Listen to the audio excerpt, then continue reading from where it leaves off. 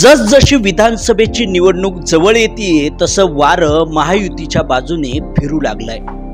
नाशिक मध्य मतदारसंघात प्राध्यापक देवयानी फरांदे यांचा विजय निश्चित मानला जातोय। त्यांनी प्रचार कार्यात जोरदार आघाडी घेतली आहे। शेकडो नागरिक त्यांच्या प्रचार कार्यात उत्स्फूर्तपणे सहभागी होत आहेत। महिला, पुरुष, तरुण, तरुणी, ज्येष्ठ नागरिक सहभागी होत आहेत। प्राध्यापक देवयानी फरांदे यांची प्रचार रॅलीतील नागरिकांची गर्दी बघता विरोधकांची झोप उडाली आहे।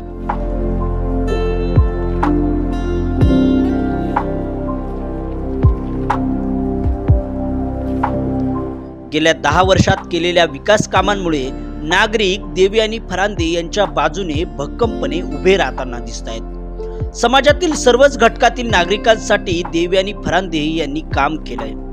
गेल्या 10 वर्षात मतदारसंघाचा कायापालट फरांदेंनी केलाय।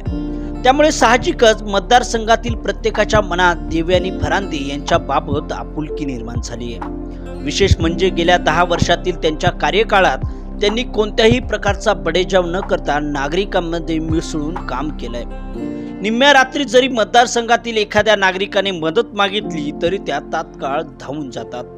त्यामुळे यंदा ठरवलंय नागरिकांनी की पुन्हा विधानसभेत देवयानी फरांदे यांनाच पाठवायचं।